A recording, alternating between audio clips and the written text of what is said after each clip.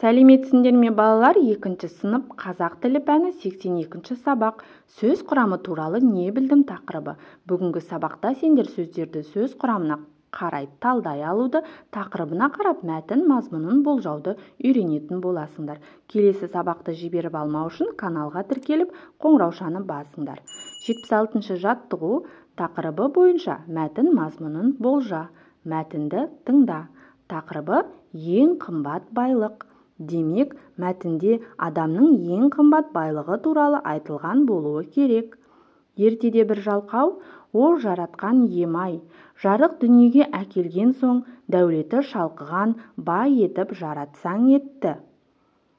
Ішсем тамаққа, кисем киімге жарымай жүрген түрім мынау, деп уайымдапты. Оның мұңын естіп қалған бір ақсақал, шырағым, сен андағы 2 көзіңді маған сатшы, мен саған қалағаныңша алтын, күміс берейін дейді. Жігіт ашуланып, 2 көзден айырылғаннан кейін сіздің алтын, күмісіңіздің керегі қанша, дейді. Сонда ақсақал, ендеше адамның ең қымбат байлығы денінің саулығы. Сен сияқты 12 мүшесі түгел адам, бай адам, оны ешқандай алтынға айырбастап ала алмайсың, деген екен. Мәтін әжемнің ертегілері кітабынан алынған. Ал енді оқулықтағы тапсырмаларды орындайық. Қарамен жазылған сөздері бар сөйлемді көшіріп жаз. Сөздерді сөз құрамына қарай талдап, белгілермен сызып көрсет. Қарамен жазылған сөздері бар сөйлем: ендеше адамның ең қымбат байлығы денінің саулығы. Мұндағы қарамен жазылған сөздер: адамның байлығы, денінің саулығы.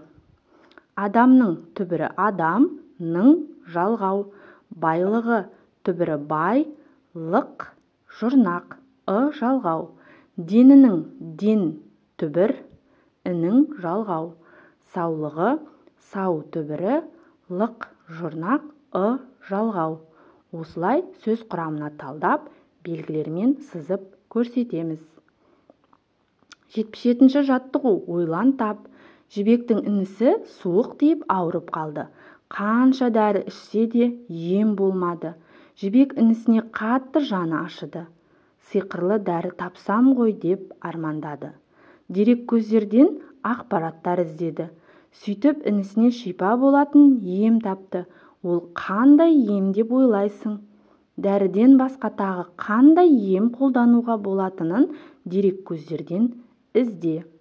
Балалар суық тигенде сүтке бал, сармай қосып ішеді, әртүрлі дәрілік шөптерді пайдаланады. 78 жаттығу жұмбақты оқып, шешуін тап. 32 мықты қаз қатары боп шықты. 16-сы асты, 16-сы үсті. Авторы Ескен Елубай. Жұмбақтың шешуі тіс. Ал енді шешуіндегі сөзге қосымшаның бірін жалғап жаз.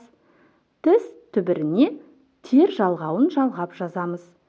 Тер мұндағы жалғау. 79 жаттығу шығармашылық үзіліс.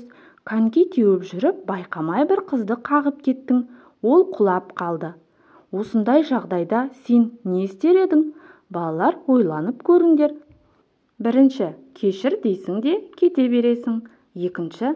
Қыздың тұруына көмектесесің. Оның өзін қалай сезінетінін сұрайсың және кешірім өтінесің. 3. Мен әдейі істеген жоқпын деп әрі қарай кете бересің. Балалар, мұндағы дұрыс жауап: қыздың тұруына көмектесесің. Оның өзін қалай сезінетінін сұрайсың және кешірім өтінесің. Осы 2-сі дұрыс жауабы. Ал сендер балалар, мұндай жағдайда не істер едіңдер? Ойларыңды ортаға салыңдар. Балалар, осымен бүгінгі біздің сабағымыз аяқталды. Барлық тапсырмалар түсінікті болды деген ойдамын. Менің каналыма тіркелмеген болсаңдар, тіркеліп, қоңыраушаны басыңдар. Келесі сабақта кездескенше сау болыңдар.